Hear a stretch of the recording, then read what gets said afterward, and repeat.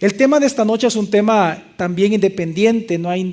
Yo pensé que íbamos a iniciar una serie y Dios me habló y precisamente la serie la vamos a posponer para más adelante. Y esta enseñanza física, de alguna razón, realmente yo creo, estoy convencido completamente de que Dios tiene sus razones por las cuales vamos a hablar de un tema tan devocional, tan a la vez sencillo de entenderlo, pero tan importante para nosotros de recibirlo. Y el título de la enseñanza de esta noche es ¿dónde ha estado Dios en este gran problema que estamos viviendo o que usted va a vivir o que usted vivió? ¿Dónde ha estado Dios todo este tiempo? Fíjese que hace 2 años atrás estaba leyendo una noticia en donde, una historia real, ¿no? Leí la noticia en un periódico español y ellos comentaban de que una aerolínea canadiense, se llama Air Canada, un avión de ellos, el avión que salía de la ciudad de Toronto a la ciudad de Londres, todo despegó normalmente, estaba completamente lleno el avión, iban volando. Cuando iban ahí por Irlanda, de repente se dan cuenta los pasajeros, son despertados por los gritos de uno de los pilotos. Uno de los pilotos sale corriendo de la cabina, los demás, ¿cómo se llaman los que vuelan con los sobrecargos y todas las personas que laboran dentro del avión? Comenzaron a tratar de detener al piloto y el segundo piloto también. La cuestión es que él sale corriendo por todo el pasillo y lo que él comenzó a gritar y preguntarle a las personas era: ¿dónde está Dios? Necesito hablar con Él. Y como nadie le respondía, el piloto no quería pilotar el avión. Y el segundo piloto estaba con él tratando de hacerlo entrar supuestamente en razón. La cuestión es que entró un pánico tan grande cuando toda la gente se dio cuenta que los pilotos no estaban, obviamente, volando el avión, ¿no? En eso comenzaron a haber ciertas turbulencias y la gente comenzó a gritar y comenzó a haber una gran histeria colectiva. En eso, pues, de alguna manera, el segundo piloto se fue a la cabina y él pudo aterrizar de emergencia el avión ahí mismo en Irlanda. Y aunque la noticia no lo cuenta, pero yo estoy casi seguro que si esta persona, porque después se hizo un estudio psicológico para ver si el piloto tiene algún problema mental y no se descubrió nada en él. Pero yo estoy más que seguro que el piloto quizás estaba viviendo una prueba tan fuerte en su vida que ya no aguantó hacer la pregunta que muchos de nosotros, si no es que todos nos hacemos cuando estamos enfrentando grandes pruebas: ¿dónde está Dios en estos momentos? Y es una pregunta para mí muy válida. Revisando las noticias esta mañana por internet me di cuenta que después de los terremotos de Haití, después de los terremotos de Chile y después del tsunami y de los terremotos en Japón, en estos 3 países, más de un periódico, más otros periódicos en Europa, siempre después de que hay una catástrofe, siempre ponen la pregunta en sus titulares: ¿dónde está Dios? Y es que es una pregunta que yo creo que es muy válida y que no podemos juzgar a nadie por hacerse esa pregunta.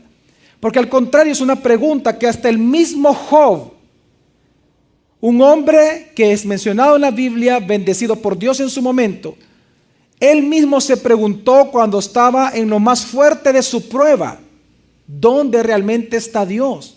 ¿Quién me puede mostrar dónde se encuentra Él?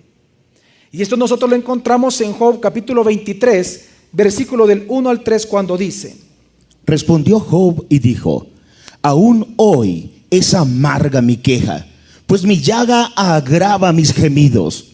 ¿Quién me diera saber dónde hallar a Dios? ¿Quién me diera saber dónde hallar a Dios? Y cuando usted comienza a leer ese pasaje y los 3, 4 capítulos que siguen, usted se da cuenta que Job comienza a quejarse de que no encuentra a Dios, que si él estuviera frente a Dios le diría todas estas cosas, y comienza a mencionar todas las cosas que él le diría. Y es que realmente Job estaba sufriendo mucho. Yo no sé si usted esta noche o el día de mañana domingo o el día lunes o el próximo mes usted va a pasar una dura prueba o un sufrimiento, o lo está pasando en este momento. Pero precisamente es una pregunta que, aunque usted no lo haya expresado, la Biblia lo revela, la Biblia nos ilumina en hacernos entender de que es una pregunta válida para nosotros: ¿dónde está Dios? Hoy en día, por ejemplo, que estamos viendo que están siendo asesinados alumnos de colegios, están siendo extorsionados, para mí eso es demasiado bajo, maestros de escuelas. Y cuando comenzamos a ver estas grandes noticias en nuestro país y vemos que viene una segunda recesión, que es lo más seguro que venga, mucho más fuerte que hace 1 año y medio atrás, en todo el mundo hay como me gusta la economía, ¿verdad? Hay un 70% de probabilidad de que suceda una recesión mundial, mucho más fuerte que lo que pasó hace 1 año y medio, 2 años atrás. Con que de esta, más o menos, se han levantado algunos, ¿qué es lo que puede suceder? La pregunta que surge entonces, ¿dónde está Dios? Si hay una situación tan fuerte en el mundo, si hay tantos problemas, una mujer que ha sido violada, una mujer que ha sido abusada, ¿dónde estaba Dios en esos momentos? Es la pregunta que surge. Y es la pregunta que queremos nosotros responder en esta noche. ¿Por qué existe un mundo así? ¿Es acaso que el Dios en el cual hemos creído es un Dios diferente a lo que dice la Biblia? Pero para nosotros entender por qué el mundo es así, por qué estamos pasando las cosas que pasamos, por qué experimentamos las pruebas que experimentamos, yo creo que es importante poder también responder o por lo menos poder ver 2 razones por las cuales el mundo existe pero que no tienen que ver con Dios y que la gente piensa que sí. Y es que realmente si en el mundo hay tanta maldad, si hay tanta traición, si hay tanto dolor en su vida, si usted está viendo una prueba muy fuerte en este momento en su vida, si usted se está preguntando por qué sucede eso o por qué existe ese gran problema, pues lo primero que usted tiene que entender que eso existe, pero no porque Dios haya perdido el control de ello. Una de las cosas más importantes que usted debe de entender, si ahorita usted está viviendo un momento de prueba o lo va a vivir usted en el futuro, es que Dios nunca ha perdido el control de nada de lo que sucede en este mundo. Hay un filósofo griego, Epicuro, que fue antes de la época de Jesús, unos 200 años antes de Jesús. El filósofo griego Epicuro, él dijo, al ver tanta maldad en el mundo y en la misma sociedad griega, él dijo lo siguiente: frente al mal que hay en el mundo, existen 2 respuestas. O Dios no puede evitar la maldad, o no quiere evitarlo. Si no puede, entonces no es omnipotente. Y si no quiere, entonces es un malvado. Y esta frase es una de las premisas más importantes del ateísmo. Porque precisamente los ateos es una de las preguntas que más ellos realizan. Si Dios existe, entonces ¿por qué el mundo está así? Si Dios es tan bueno, misericordioso, un Dios tan afable como lo menciona la Biblia, ¿por qué el mundo está así? ¿Por qué me pasa lo que me pasa? ¿Por qué está sucediendo lo que sucede en mi familia? Y precisamente si algo muy importante para nosotros entender es que lo que dice Epicuro es totalmente falso con respecto a la palabra. ¿Por qué? Porque lo que la Biblia nos dice es todo lo contrario, que Dios tiene total control de todas las cosas. Amén, mi familia. Bueno, Mateo 10:29 lo dice claramente Jesús, dice: ¿acaso no se venden 2 pajarillos por 1 cuarto? Con todo, ni uno de ellos cae a tierra sin vuestro Padre. Sin vuestro Padre, es decir, sin el permiso, sin la voluntad del Padre. Ni siquiera los mismos pajarillos, que no valen nada muchas veces para nosotros, ni siquiera ellos pueden caer en tierra sin que Dios lo quisiera, sin que Dios no lo permitiera. Y dice también Mateo 8:27 lo siguiente: y los hombres se maravillaron diciendo: ¿quién es este que aún los vientos y el mar le obedecen? Y es que qué tremendo entender de que Dios tiene control de tantas cosas, que no solamente es de los animales, no solamente es del viento, del agua y de todos los elementos de la tierra y de todo el universo, sino que también de las personas y también de los países, también de las familias, también de cada momento de nuestra vida. Tanto así que dice Proverbios 16:33 lo siguiente: las suertes se echan en el regazo, pero la decisión es del Señor. Aun cuando usted tira una moneda al aire, nosotros pensamos que es la suerte. Pues lo que dice la palabra, que aún cuando usted tira la moneda al aire, Dios es el que determina qué va a caer, si cara o cruz. Dios es tan absolutamente soberano que nada se le escapa a las manos de Dios. Ese sufrimiento, esa circunstancia, esa traición, ese dolor, ese engaño, ese abuso, eso que le han quitado a usted, tenga por seguro que Dios tuvo, tiene y tendrá el control de todo ello. Por eso es que también dice Proverbios 21, versículo 1. Como los repartimientos de las aguas, así el corazón del rey está en la mano del Señor. A todo lo que quiere lo inclina. Hasta Dios mismo es el encargado de pesar los corazones de los hombres e inclinarlos a que hagan lo que Él quiere. Y es importante entender esto. Por eso es que dice la Biblia que Dios endureció el corazón a Faraón. Por eso mandó a Moisés a que le fuera a decir muchas veces: deja salir a mi pueblo para que vaya y me sirva en el desierto. Porque el mismo Dios que le dijo a Moisés que hiciera eso, Él mismo le dijo: dile esas palabras para que su corazón se endurezca. Porque no los va a dejar salir. Y así puedo enviar la calamidad que quiero enviar ahí. Lamentaciones capítulo 3 del 37 al 38 también dice acerca de Dios. ¿Quién dijo algo y ocurrió sin que Adonai lo dispusiera? ¿No procede de la boca de Elión tanto el bien como el mal? ¿Cuánta gente se queja de lo que otras personas han dicho de usted, o de su familia, o de alguien importante para usted, o de su reputación, o de su imagen, o de su empresa, o de la iglesia? ¿Cuántas veces nosotros nos molestamos de cosas que dicen otros cuando dice la palabra: ¿quién dijo algo y ocurrió sin que Adonai qué lo dispusiera? Por eso es que el rey David, cuando comienzan a maldecirlo a él, cuando era perseguido por Saúl, ¿se acuerdan? Cuando él comenzó a ser maldecido, ¿qué fue lo que él dijo? Déjenlos, no les hagan nada, porque Dios les ha concedido el que me maldigan a mí.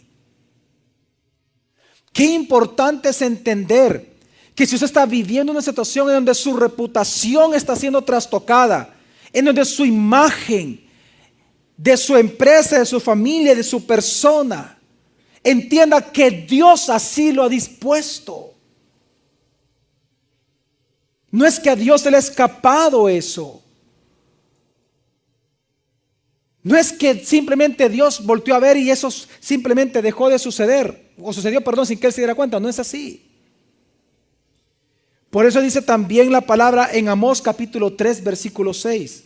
¿Sucederá alguna desgracia en la ciudad sin que el Señor la haya enviado? Cambie por favor la palabra ciudad por su nombre o por su familia. Ponga el apellido de su familia. Ponga su empresa. Ponga su propio nombre personal. ¿Sucederá alguna desgracia en la empresa tal, en la familia tal, sin que el Señor la haya enviado? Qué importante es para nosotros entender, mi familia, en momentos de aflicción y momentos de prueba, que nuestra lucha no es contra carne ni sangre. ¿Me doy a entender, mi familia? Nunca es contra las personas, ni con el que habló, ni con el que hizo. No es con ellos el pleito.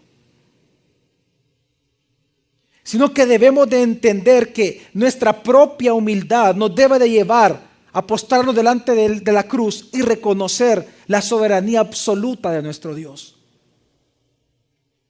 Que simplemente Él ha querido que vivamos eso. ¿Qué le podemos decir nosotros a Él? ¿Me doy a entender, mi familia? Amén. Es que dice también Marcos capítulo 1 versículo 27. Y todos se maravillaron y discutían entre sí diciendo: ¿qué es esto? ¿Una nueva doctrina autoritativa? Aún los espíritus inmundos manda y le obedecen. Aún los espíritus inmundos Él manda. Y es que esto me lleva a un punto importante. Lo primero que usted debe de entender de varios puntos que vamos a tocar en esta noche, si usted está viviendo un momento de prueba o la va a vivir muy pronto, es que Dios siempre ha tenido el control de todas las cosas, mi familia, aún de la propia maldad. Dios es el que controla la maldad. Él controla lo que va a suceder y lo que no va a suceder. Él lo determina. Él lo decreta. Él lo detiene o Él lo envía. Pero a Él no se le puede acusar de maldad porque Él no es malo. Y esto es importante entender porque Él no obra la maldad, sino que Él lo que hace es la controla, la ordena, la determina, pero no la obra. Y esto me lleva al segundo punto que usted debe de entender en un momento de crisis, en un momento de dificultad, en un momento de dolor en su vida. Que es cierto que este mundo existe terror, en este mundo hay dolor, sí existe el mundo tan malo como el que nosotros vemos, pero existe así, pero no porque Dios sea malo o porque Dios sea injusto. Dios nunca es malo, lo dice la Biblia. En primera carta de Juan capítulo 1 versículo 5 dice la palabra: Este es el mensaje que hemos oído de Él y os anunciamos. Dios es luz y en Él no hay ninguna tiniebla. En Él no hay ninguna ¿qué? Tiniebla. Digan conmigo, en Él no hay error, no hay pecado, no hay tinieblas, no hay injusticia. Usted va a entender que aunque Dios controla la maldad, la ordena, la determina, pero Él no es autor de maldad. Él no es malo, Él no es injusto. Sino que debemos de entender lo que dice también la palabra en el Salmo 25:8, algo muy corto y tajante. Bueno y justo es el Señor. Bueno y justo es ¿quién? El Señor. Ese mismo Dios que ordena las calamidades, que determina las cosas que van a suceder en su familia y en su vida. Él es bueno y justo. Y las cosas que Él ha ordenado sobre su vida llevan esto, su bondad y su justicia. El punto que estoy tratando de llegar es lo siguiente: pastor, entonces ¿quién obra la maldad? Si Dios no obra la maldad, pero sí la determina, pero no la obra Él, entonces ¿quién obra la maldad? Pues quien obra la maldad es Satanás. Dice la Biblia que se encontró la maldad en Satanás. Fue en él quien se encontró maldad. Y por eso se enorgulleció de su propia hermosura. Y por eso fue sacado del tercer cielo y enviado al universo. Porque se encontró maldad en él. Dios no es autor de maldad. La maldad la realiza Satanás. Por eso es que él solo actúa con permiso de Dios. Si usted está viviendo una situación muy difícil en su matrimonio, en su vida, o en su empresa, o pronto lo va a hacer, o pronto va a pasar una situación así, pues quiero que entienda: quien está obrando la maldad sobre su vida es Satanás. Así como un perro solo puede hacer aquello que hasta donde le da la correa del amo llegar, así es igual es igual Satanás con respecto a Dios. Hasta donde Dios le permite, hasta ahí va a llegar Satanás. Pero usted debe entender que si hay una calamidad sobre su vida, es porque Dios lo está permitiendo. Por alguna razón lo está haciendo, que es el tema central de esta noche, al cual todavía no he llegado. Pero es importante entender para nosotros que si Dios lo permite, lo ordena y lo determina, las cosas que suceden, tanto positivas como negativas sobre nuestra vida, la pregunta es ¿por qué? Y esto me lleva al punto central de la enseñanza. Porque precisamente Dios, si permite algo, lo va a hacer para que simplemente se cumpla su propia voluntad y su propio propósito, lo cual es importante reconocerlo. Y yo encuentro que hay hay más, pero por lo menos fuertemente hay 3 razones por las cuales Dios permite la calamidad y el sufrimiento en una familia, en una persona, en una circunstancia específica o en una empresa, lo que usted sea. Hay 3 razones por lo menos muy importantes por las cuales hay sufrimiento en este mundo.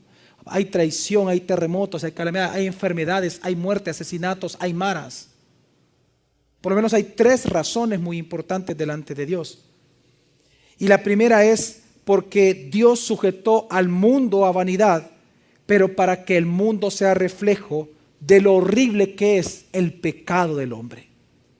Una de las cosas que hemos de entender es que si en el mundo pasan las cosas que suceden, si en las familias pasan las cosas que suceden, si en empresas pasan las cosas que suceden, si en El Salvador pasan las cosas que están sucediendo, es porque Dios sujetó, dice la palabra, a toda la creación a vanidad, a corrupción. ¿Pero para qué? Para que esta vanidad y corrupción en la tierra sea un reflejo de lo horrible que es el pecado del hombre. Es que dice la palabra de Dios en Romanos capítulo 8, versículo 18 al 21, Lo siguiente dice así la palabra de Dios. Pues considero que los sufrimientos del tiempo presente no son dignos de ser comparados con la gloria venidera que va a ser revelada en nosotros. ¿Por qué? Porque el profundo anhelo de la creación espera la revelación de los hijos de Dios. El profundo anhelo de la creación es que espera la revelación de los hijos de Dios. Es decir, la creación misma está esperando que los hijos de Dios seamos redimidos de este cuerpo de muerte. Pero ¿por qué la creación está esperando esta redención de los seres humanos? Porque la creación fue sometida a vanidad, no por su propia voluntad, sino por la del que la sujetó. Es decir, Dios, ¿verdad? En esperanza de que también la creación misma será liberada de la esclavitud de corrupción a la libertad gloriosa de los hijos de Dios. Es que usted tiene que entender que Dios sujetó y Dios decretó la maldad, decretó la corrupción y la vanidad del mundo para demostrar el profundo pecado del hombre. En otras palabras, Dios decretó el desorden del mundo natural a causa del desorden moral y espiritual de los seres humanos. ¿Qué estoy tratando de decir con todo esto? Algo muy importante entender. Si usted está viendo calamidades sobre su vida, sobre su familia, usted tiene que entender que es un mensaje muy claro de Dios para su vida. Que así es el pecado que usted comete a diario delante de Dios. Terrible y horrible. Cada vez que usted está enfrentado a una prueba, cada vez que usted sufra un dolor por alguna traición, por algún problema en su vida, cada vez que usted esté gimiendo por las calamidades que le están viniendo, quiero que entienda que ese es el mismo dolor multiplicado por millones de veces que Jesús sufrió en la cruz. Y que de igual manera, así como el mundo es traicionero con usted, quiero que entienda que usted todos los días traiciona a Dios. Es que lo que está diciendo la Biblia es que Dios puso al universo como un espejo para nosotros, para que viésemos en la naturaleza lo terrible que es la corrupción del corazón del hombre. No es para señalar, es para nosotros vernos a nosotros mismos. Por eso es que en el libro de Lamentaciones, capítulo 3, dice algo muy importante la Biblia con respecto a este punto. ¿Por qué se queja el viviente? Ok, vean para acá. ¿Por qué se queja el ser viviente? ¿Por qué nos quejamos los seres humanos? ¿Por qué usted se queja de lo que está viviendo? ¿Por qué se queja de que lo maltraten a usted, de que lo miren mal, que estén hablando mal de usted? ¿Por qué se queja de las cosas que le han robado? ¿Por qué se queja de esa ruptura familiar o matrimonial? ¿Por qué se queja de esa pérdida de dinero? ¿Por qué se queja de esa enfermedad? ¿Por qué se queja de estas cosas? Es que dice algo la Biblia, ¿por qué suceden esas cosas? ¿Por qué suceden, Nelson? Sufra el valiente si cometió pecado. Examinemos y escudriñemos nuestros caminos y volvamos al Señor. Es que usted tiene que entender que el mundo entró en corrupción y el ser humano entró en corrupción por el mismo pecado del hombre. La razón por la cual sufrimos cosas en este mundo, la razón por la cual hay maras en El Salvador, hay extorsiones en El Salvador, hay asesinatos en El Salvador, es por el corazón podrido del ser humano, por nuestro propio pecado. ¿Me doy a entender, mi familia? O sea, la culpa no es de las maras, la culpa es de todo el ser humano.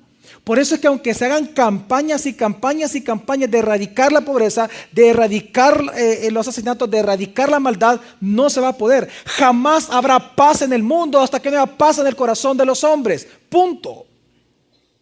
Porque el mundo es un reflejo en vanidad y en corrupción a lo que el hombre es en su propio pecado. Por eso suceden las cosas que suceden. Lo que pasa es que en nuestro estado actual de ceguera espiritual, nosotros no podemos ver lo profundo, lo horrible que es para Dios nuestro propio pecado. Entonces Dios nos ayuda a nosotros a través del mismo mundo, a través de los mismos sufrimientos, a poder ver lo profundo, lo detestable, lo horrible, lo podrido y lo corrupto que es nuestro propio corazón. Es que nosotros estamos en una ceguera espiritual donde nosotros pensamos que lo que nosotros hacemos no es terrible. ¿Por qué creen ustedes que los que sufren son los que más se quejan muchas veces? Porque ellos piensan que son buenos. El que se queja es porque piensa que no merece lo que está sufriendo. Pero ¿qué dice la Biblia? Que usted sí merece lo que usted está sufriendo.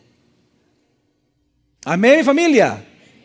Es que si usted se queja de lo que usted está viviendo, Entonces está diciendo que Dios es mentiroso, que Dios es malo y que usted es perfecto. De ahí viene la queja, de ahí viene el señalamiento. No es que fulano fue el que abrió la boca. Si ese no hubiera abierto la boca, nada de esto hubiera pasado. Mire, aunque él no hubiera abierto la boca, ¿sabe quién abrió la boca? Dios. Dios la abrió. Ya no le eche la culpa a los demás. Sea valiente. Si usted cometió pecado, pues hoy sí, agárrese los pantalones. Si usted por muchos años se ha olvidado de Dios, ha tenido una vida libertina cuando Dios le ha hecho el llamado constante de entregarse a Él, y usted le ha valido un pepino eso por muchos años, hoy sea varoncito y sea mujercita, y aguántese. Y ya no le eche la culpa a nadie. Si hay un culpable, vea su propio corazón malo. Es que Dios sigue siendo justo hasta la fecha de ahora, mi familia. ¿Cuántos años a usted le han venido advirtiendo? Deja el trago, deja las mujeres, deja la droga. Acércate al Señor, ven a la iglesia, sírvele al Señor. Pero usted, más importante, su trabajo, la empresa, el pisto, las amistades, la vida social, el tururú, ¿verdad? Y cuando viene la calamidad, ¿y por qué yo, Señor? La pregunta es, ¿y por qué no?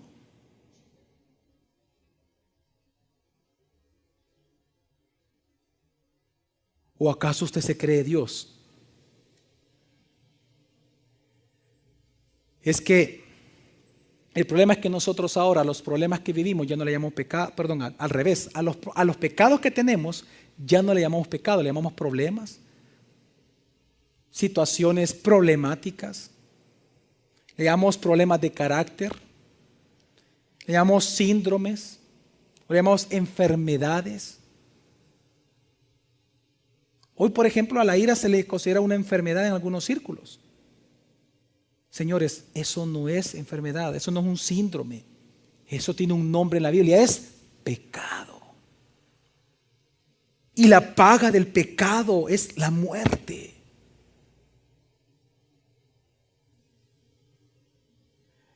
Así que si usted está sufriendo calamidades, si usted está viviendo cosas muy dolorosas en este momento, si hay dolor y sufrimiento en su alma o físicamente, quiero que entienda que es una manera que Dios está ocupando para hacerle ver a usted lo terrible y podrido que es su propio pecado.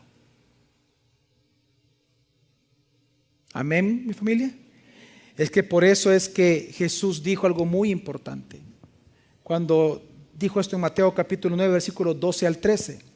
Pero cuando él lo oyó, dijo: no tienen necesidad de médicos los sanos, sino los enfermos. Id y aprended qué significa: misericordia quiero y no sacrificio. ¿Por qué? Porque no vine a llamar a justos, sino a pecadores. ¿Sabe qué es lo que hace que usted se encuentre sentado esta noche aquí? El que un día Dios lo quebrantó tanto a usted, o lo está haciendo en este momento, que por eso usted está sentado escuchando palabra, porque ya probó otra cosa y no hay nada que le arrebate el dolor que hay en su corazón. Todos los que estamos aquí venimos a la iglesia por un dolor en nuestro corazón, un posible divorcio, una situación muy difícil, económica, cualquier circunstancia. Es que hemos de entender que el sufrimiento es el anzuelo de Dios para muchos de nosotros, porque dice la Biblia, no hay quien entienda, no hay quien busque a Dios. Usted y yo nunca le buscásemos. Por eso es que Dios ocupa la calamidad para llamar nuestra atención, para hacernos cambiar de caminar, para hacernos entender, tu vida me pertenece y tu vida es para mí, no para ti. Si no fuera por esos sufrimientos, muchos no estarían acá. Ahí estarían en la Gran Vía chupando y fumando.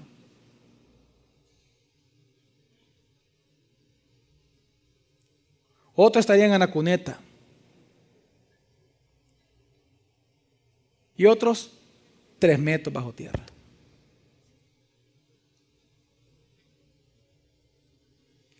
Por eso es que Jesús dijo, no tiene necesidad de médico los sanos. ¿Quiénes son? ¿Quiénes son los que tienen necesidad de médico? Los enfermos. Pues el mundo fue enfermado para que nos enfermara, de tal manera que buscásemos al médico por excelencia, su nombre es Jesús. Esa es la razón por la cual Dios enfermó al mundo, a través de la misma enfermedad del pecado, para que el mundo nos enfermase de tal manera que perdiésemos el gusto por este mundo y buscásemos ardientemente un Salvador, y ese nombre es Jesús. Y esto me lleva al siguiente punto que para mí es importante, por el cual Dios no es que permita, ordena los sufrimientos en el mundo. Y es que existe este mundo tan peligroso y tan terrible y tan malo, porque Dios lo planificó así simplemente para salvarnos y así glorificar su nombre. Es que la Biblia dice que nosotros solos no podemos buscar a Dios, no hay quien lo busque, dice la Biblia, no hay quien lo entienda a Dios. Y por lo tanto la única manera de nosotros escuchar la voz de Dios es cuando nosotros somos disciplinados por Él. Es igual que a un niño. ¿Cómo un niño va a ser educado por papá y por mamá? No por las cosas que le celebran, es por las cosas que no le permiten hacer. Ahorita mi hijo está muy pequeño para enseñar algunas cosas, pero en la medida que vaya creciendo, estoy hablando de Gadiel, los otros 2 igual ya están en ese caminar, pero nosotros que tenemos un bebé, nuevamente tenemos que recordar las cosas que tenemos que hacer. Y él va a haber un momento que él va a mostrar su carne. Aquí está Julio Rodríguez. Julio, ¿a qué edad tú le diste varita a tu hija? Tú tienes una hija pequeña. ¿A qué edad tú le diste varita? Que todos escuchen. 8 meses le dio varita a él. Pero no creas que la dio para acá, no, sino que. Porque los niños comienzan a pequeña. Y me dio risa cuando me contó, porque yo igual con mis hijos. Claro, no vaya a quedar que ahí, vamos a tener la procuraduría ahí en la casa.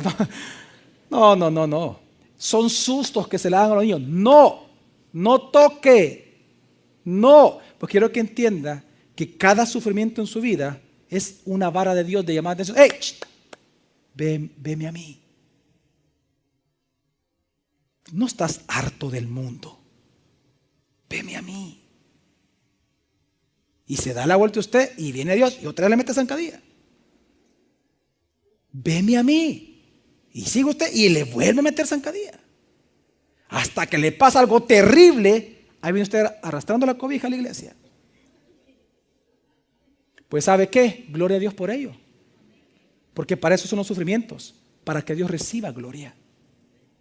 Es que la segunda razón por la cual Dios ordenó que el mundo entrara en corrupción y vemos toda la corrupción que hay en el mundo, es que usted tiene que entender que Dios lo planificó así para salvarnos a nosotros y glorificar su nombre. Dice 2 Timoteo capítulo 1 versículo 9 de la manera siguiente: quien nos salvó y nos llamó con llamamiento santo, no conforme a nuestras obras, sino según su propósito y la gracia que nos fue dada en Cristo Jesús antes de los tiempos eternos. Dice, quien nos salvó y nos llamó con llamamiento santo, no conforme a nuestras obras, sino que a través de la gracia, ¿verdad? Dice, sino según su propósito y la gracia que nos fue dada en Cristo Jesús. Pero ¿cuándo, mi familia?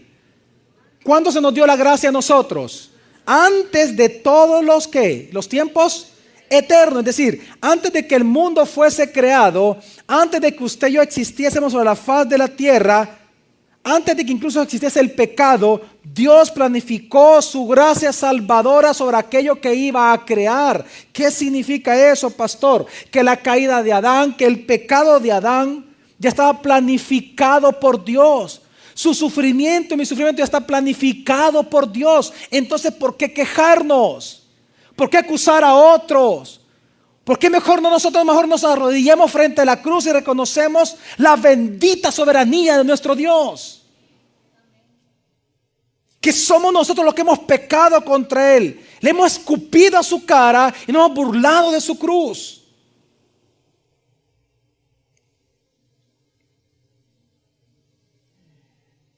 Es que por eso, si la maldad no estuviera en el mundo, ¿cómo podríamos nosotros gustar de la gracia de Dios, mi familia? Si no hubiera maldad en el mundo, ¿cómo podríamos gustar de la bondad de Dios? Si nosotros no fuésemos enfermos algunas veces, es decir, por algún tipo de enfermedad viral o que sea, ¿cómo podemos nosotros gustar la sanidad de Dios? ¿Cuánta gente no valora su vida sino hasta que está en el último segundo de su vida, a un segundo de la muerte? Hoy en día, qué triste es, mi familia, que nosotros los cristianos estamos más preocupados por cosas de este mundo que por glorificar a Dios. Es que dice Romanos capítulo 3, versículo 11, lo que vengo diciendo. No hay quien entienda, no hay quien busque a Dios. No hay, nadie lo puede hacer. Y entonces Dios lo hace por nosotros, nos llama la atención. Romanos 11:32, que es lo que dice, cómo Dios lo hace. Porque a todos encerró Dios en desobediencia. Pero ¿para qué Dios nos encerró a todos en desobediencia? Para tener misericordia de todos. Es que es imposible que usted pruebe la misericordia de Dios sin haber probado el sufrimiento. Usted jamás va a valorar a su familia si no está a punto de perderla. Al menos que usted sea sabio y a través de la gracia de Dios y por la palabra, la valore desde un inicio. ¿Cuántas personas no valoraron su vida sino hasta que están enfermos y le dicen, ¿sabe qué? Usted se va a morir en 2 meses. Ahí usted comienza a entender que el dinero no lo es todo en la vida, que de qué le sirven esos títulos en la pared si no le pueden dar un mes más de vida, de qué le sirve su dinero en todo el mundo, esas propiedades, ese intelecto, esa inteligencia, esa gran familia, ese gran nombre, esa gran reputación. Ninguna de esas cosas le puede ganar a su vida un solo segundo. Solo Dios, solo Dios. Pero hasta que no perdemos esas cosas, hasta que no sufrimos esas cosas, no entendemos lo grandioso que es nuestro Dios y lo podrido, corrupto y vano que es este mundo. Es que si Dios decretó la corrupción en el mundo, entienda que es para la propia gloria de Él. Es a través de esta misericordia que nos muestra en nosotros cuando hay sufrimiento, es que Dios se glorifica. Es que usted tiene que entender algo. ¿Qué es la misericordia? ¿Quién se acuerda en la campaña? ¿Qué es la misericordia? Mire pues.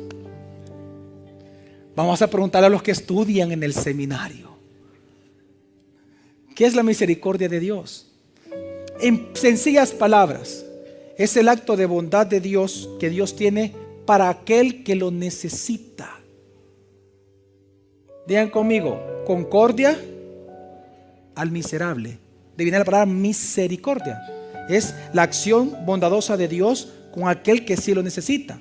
Si usted hace un acto bueno a alguien que no lo necesita, eso es gracia. Pero aquel que necesita ayuda y usted le ofrece la ayuda, usted tuvo misericordia. Quiero que entienda algo.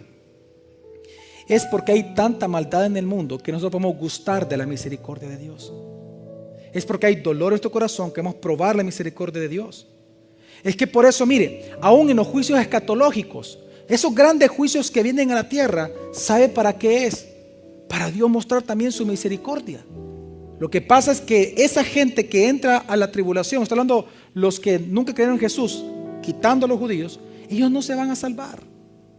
Es que quiero que escuche lo que dice Apocalipsis 16, versículo 9 y versículo 11. Ponga atención a lo que dice. Y los hombres se abrazaron con el intenso calor y blasfemaron el nombre de Dios, que tiene el poder sobre estas plagas, y no se arrepintieron para darle gloria. Y blasfemaron al Dios del cielo por sus dolores y por sus llagas, y no se arrepintieron de sus obras. Es que Dios le lleva estos grandes juicios a la tierra para que la gente se arrepienta. Pero el problema es que la gente, en lugar de arrepentirse, cuando vean sus llagas en sus cuerpos, cuando vean todas estas calamidades, cuando vean todos los ayes de Dios sobre el mundo, en lugar de arrepentirse, entendiendo que es por el pecado de ellos que están sufriendo, van a blasfemar contra Dios. Mi amigo, mi amiga que usted está acá, y mi hermano y mi hermana, si usted está sufriendo, usted solo tiene 2 opciones esta noche. Solo 2. O usted sigue quejándose y blasfemando en contra del nombre de Dios, o usted esta noche se arrepiente y entiende que Dios en su soberanía, a causa de su pecado, no necesariamente el presente, estoy hablando de un pecado pasado posiblemente, Dios le está ayudando a través de ese sufrimiento para que usted lo voltee a ver a Él una vez más. Usted tiene solo dos opciones: o se entrega a la muerte o se entrega a la vida, que es Cristo Jesús. O sigue rechazando a Cristo o se entrega a Dios. ¿Me doy a entender, mi familia? Amén, mi familia. Mire, no sea como los que van a hacer en Apocalipsis. Ellos van a sufrir. Mire, nunca la tierra ha sufrido lo que va a sufrir en Apocalipsis. Y la gente va a querer, dice, por 6 meses matarse, y nadie va a morir en la tierra. Nadie. Por 6 meses la gente va a intentar matarse de tanta calamidad que hay. Van a intentar y no van a poder morir. Dios no va a permitir que haya muerte por 6 meses. Va a ser tal nivel de sufrimiento. Pero los hombres, en lugar de arrepentirse por su pecado, lo que van a hacer es blasfemar contra Dios. ¿Usted qué va a hacer con la situación que usted está viviendo en esta noche? ¿Va a seguir quejándose porque no tiene un buen trabajo? ¿Va a seguir blasfemando en contra del nombre de Dios porque lo trataron mal, porque abusaron de usted? ¿O le va a dar gloria a Dios por las cosas que están pasando en su sometimiento a la voluntad de Él? Si usted, mi familia, está sufriendo, recuerde lo que dice Deuteronomio 30, porque Dios en esta noche le pone 2 cosas a elegir. Solo una puede hacer, una puede elegir, 2 opciones le da. ¿Cuál es? Deuteronomio 30, versículo 19 al 20. Apúntelo y ponga atención a lo que dice la Biblia. Hoy mismo llamo por testigos contra vosotros a los cielos y a la tierra. Es decir, a toda la creación. Sigue. De que os he puesto delante la vida y la muerte, la bendición y la maldición. Escoge pues la vida, para que vivas tú y tu descendencia, amando al Señor tu Dios, obedeciendo su voz y siéndole fiel, porque Él es tu vida. Porque Él es tu vida. En esta noche que usted está sufriendo, que hay dolor en su corazón, o pronto en unas semanas, en esa soledad, en esa traición, usted escoja. O escoja la maldición, o escoja la bendición. O escoge la muerte, o escoge la vida. O escoge seguir viviendo como un maldito en su interior, o escoja vivir como un bendito de Dios. Usted escoja esta noche, mi familia. El sufrimiento lo debe de llevar a escoger o a Dios o al mundo. Usted escoja. O se sigue resintiendo o se rinde a Jesús. Usted escoja. Pastor, ¿cómo puedo hacerlo? Usted no sabe el dolor que yo siento. Mire, las drogas a mí me están arrastrando. Para usted es fácil decir escoja, pero yo puedo decir escojo a Jesús, pero yo sé que las drogas me esperan en el vehículo, pastor. Yo sé que yo escojo a Jesús, pero está la tentación de una mujer que mi esposa no sabe que yo tengo y me está esperando después del culto, pastor. Mis amigos que con los que yo todo el tiempo tomo y me drogo me están esperando en X lugar. Para usted es fácil decir escoja. Pastor, ¿cómo escoger de verdad? Los mismos versículos aparecen en el mismo Deuteronomio, solo que capítulos anteriores, pero hay un detalle extra de cómo escoger la vida. Y dice Deuteronomio 11, versículos 26 y 28, dice así: Mirad, hoy pongo ante vosotros la bendición y la maldición. ¿Cómo así? La bendición, si escucháis los mandamientos del Señor. Digan conmigo, si escucho la palabra de Dios todo el tiempo y la pongo por obra. Lee por favor qué es la bendición para Dios. Si escucháis los mandamientos del Señor vuestro Dios, que yo os ordeno hoy. Sigue. Y la maldición, si no escucháis los mandamientos del Señor vuestro Dios, y os apartáis del camino que yo os ordeno hoy, para andar en pos de dioses ajenos que no habéis conocido. ¿Usted quiere que la prueba de su vida vaya comenzando a concluir? Entonces entréguese al Señor. Dios no quiere, mire, Dios no quiere que usted sea perfecto. Nunca lo ha intentado el Señor. Dios lo que quiere es, digan conmigo, perseverancia. Es que usted se rinda a Él y comience usted a escuchar palabra, a estudiar palabra. Yo felicito a las más de 100 personas que comenzaron su diplomado hoy este día de la iglesia. 100 personas. 100 personas que tomaron la decisión de estudiar la Biblia. 100 personas que escogieron la vida. Ellos sé que van a seguir pecando, pero han escogido vivir en bendición, conociendo la palabra. Es que la vida cristiana no se trata de perfección, se trata de perseverar. El que santifica es Dios en nosotros, no nosotros nos santificamos a nosotros mismos. Así que si usted quiere salir de la droga, de la adicción, del dolor, del adulterio, de la fornicación, entonces lo que está diciendo la Biblia se resume en un solo versículo. Deleítese usted mismo en el Señor y Él va a conceder esa petición de su corazón, de salir de la droga, de sacar del dolor de su corazón. Dios la va a conceder, pero deleítese en el testimonio santo de nuestro Señor. Deleítese en la Biblia, mi familia. No deje de congregarse. En tiempos de calamidad es cuando usted más debe de congregarse, más llenarse de palabra, más estudiar la Biblia, discipularse. Qué triste que hay personas que se olvidan de eso. Ya, pero mire, ya pronto les va a venir. Ya, yo sé lo que le estoy diciendo. Por alguna razón siento en mi espíritu decírselo más de alguno aquí. Algunos andan con las patas chuecas. Ahí han andado en el mundo. Ahorita en el mundial han andado teniqueando algunos. Está bueno, siga. Ya le va a venir la vara, espérese. Dios no lo va a destruir porque Dios lo ama a usted. Pero con el gran chichón va a venir usted aquí a la iglesia. Y lo vamos a recibir, lo vamos a curar, lo vamos a abrazar. Y le vamos a decir, te lo dije. No, mentira. Y en tercer lugar, ¿para qué Dios permite el sufrimiento? Existe para que el ser humano pueda experimentar que no hay otro placer más grande en este mundo que conocer a Cristo y disfrutar de su gloria. ¿Entendió lo que le dije a mi familia?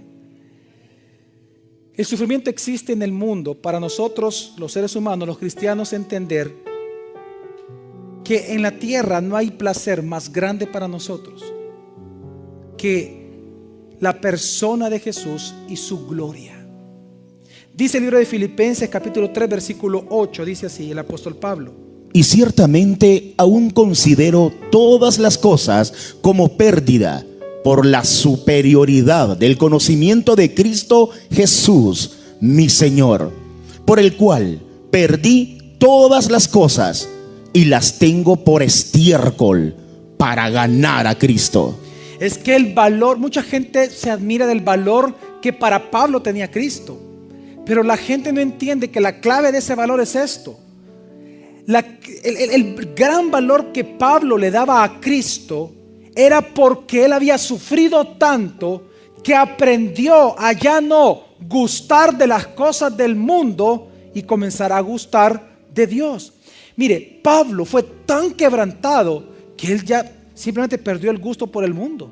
No, hombre, si este mundo no tiene remedio. Mire, Pablo fue encarcelado. Pablo fue perseguido. Fue apedreado. Fue latigado. Le dieron vara. ¿Sabe usted que él fue enterrado y le quedó la cabeza aquí y lo comenzaron a apedrear? Que así era la lapidación que hacían para matarlo. Y dice la Biblia que quedó como muerto. Y la gente pensó que realmente fueron a verlo y pensaban que estaba muerto. Pero él estaba vivo. Naufragó. Lo picó una serpiente. Se le cayó el pelo. Y sabe que al final de todo la gente dice que, pero es que ¿cuántos amigos tenía Pablo? Sabe, mucha gente no conoce esto, que Pablo murió solo. Después de abrir tantas iglesias en el mundo, sus grandes amigos resultaron que no eran tan grandes. Él llegó a entender que las cosas de este mundo son efímeras y que el único placer que realmente podemos obtener en este mundo se llama Cristo Jesús. ¿Qué tan preocupados nosotros estamos ahora por el iPad, el iPhone, el i qué? El i no sé qué. Espérese cuando vengan los ay de Dios. Eso es lo que le va a decir a usted. De eso preocúpese, no del iPad, del iChat, del i no sé qué, del i. Cuando le venga el ay de Dios, ahí quiero verlo. Hoy la gente está tan enfrascada en las cosas de este mundo que si no tienen el último celular, no están en nada. Hoy tienen que tener todo, o sea, la última aplicación, todo. Y ya no les importa la gloria de Dios. ¿Cuántas veces he visto personas, muchas veces en lugares públicos, haciendo cosas que no deberían? Y cuando comienzan a sufrir, comienzan a pensar de que es injusto. ¿Por qué es injusto?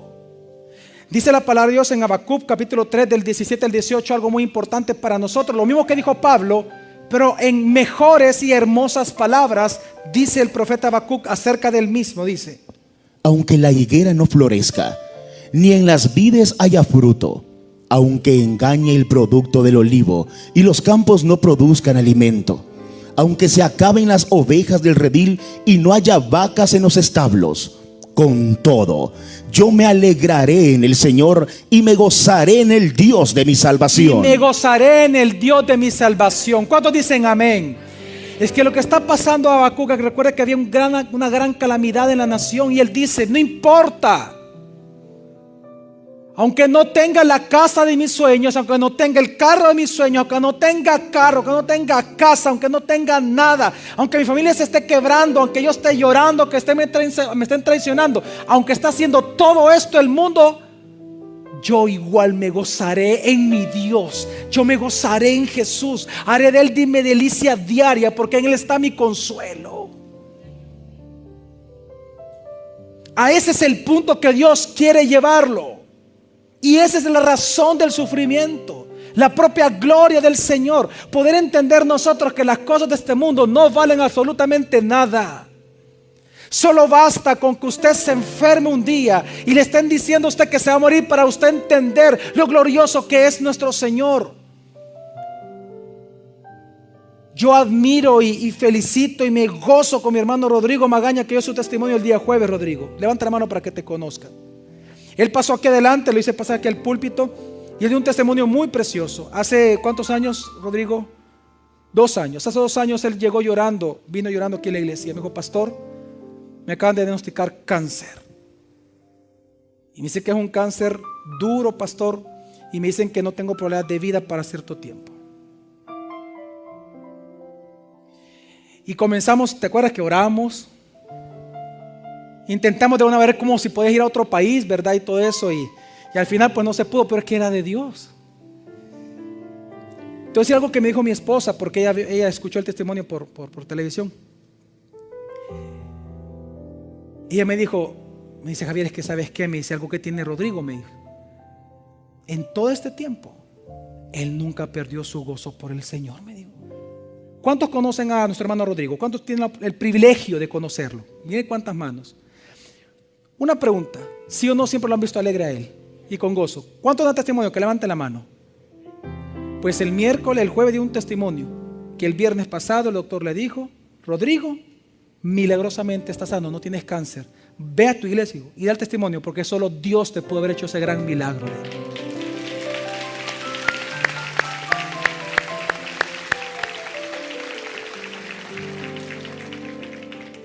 Hasta que usted no esté en una situación delicada, no va a entender que las cosas de este mundo no valen. Rodrigo contó que ahí perdió mucho, obviamente el dinero tuvo que redistribuirse en la familia, ¿no? Pero no he hablado contigo, pero te aseguro que el valor a las cosas materiales tuvo que haber cambiado en tu vida, ¿sí o no? Y valoraste otras cosas que eran más importantes. Familia, para eso es el sufrimiento. Dese cuenta que Dios le está pidiendo, posiblemente para algunos su última vez, su última llamada, para otra segunda oportunidad. Heme aquí, hijo. vive para mí, ríndete delante de mí. Yo soy tu Dios y siempre te he amado y siempre te voy a amar.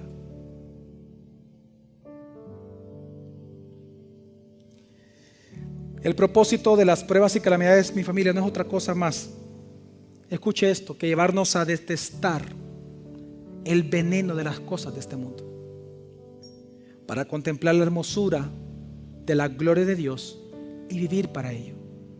Recuerde, un placer por el trago, un placer por la ropa, un placer por la moda, un placer por un bien material, solo puede ser sustituido por un placer mayor.